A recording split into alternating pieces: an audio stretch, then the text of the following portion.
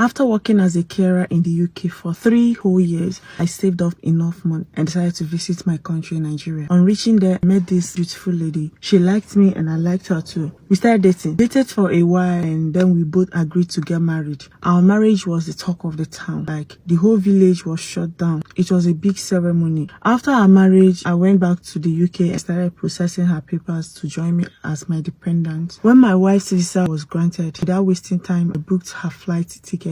The day she landed at the Heathrow airport, I went to pick her up.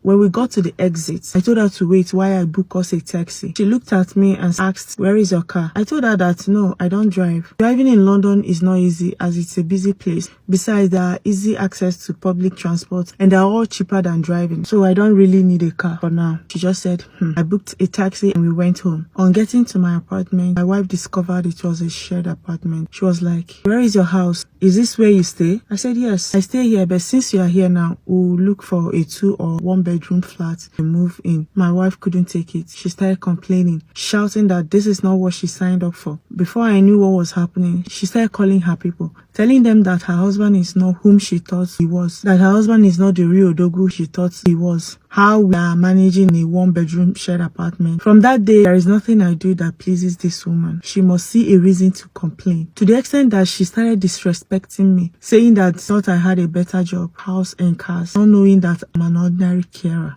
I remember telling her what I do even before marriage, but on getting to the UK, she changed. There is a friend of mine, he's also a colleague. I confided in him, told him what I've been passing through. Together, we came up with a plan. When I got back from work that day, I called my wife for a meeting. I said, "See, I have this huge amount of money saved up. Instead of renting a bigger apartment, why not use this money and buy a duplex in the heart of Lagos State, Nigeria? We can be using it to do Airbnb and it will be generating us money." My wife smiled. She said, "Yes, that's a good idea." I continued. "I've been in touch with an agent. In fact, I've seen a befitting one in a good location. The issue now is that my lawyer and the house agent said that one of us must come back home and sign the house documents. You know that I'm the only one working, and if I travel, it's going to affect my work. So I was thinking, I don't know if you can travel and sign and get the documents." With no hesitation, my wife said yes, I will go and sign the documents. I quickly bought her tickets for the next available flight. Finally, she left for Nigeria. When she landed Lagos, I told her to wait, that there has been an issue with the documents. They are trying to amend some things. 1 month later, she was still waiting for the house agent and my lawyer. Anytime she calls me, I say assure her that they will soon finalize everything. She should wait. 2 months, 3 months, she then realized that this is no longer about signing a document. She called me and started crying, asking if I've abandoned her in Nigeria. It took her this long to realize this. What she doesn't know is that the first week she landed in Nigeria, I called Home Office and requested that her name be removed from my visa. So now she can't even come back to the UK. 5 months later, she started calling my friends, pastor and church members,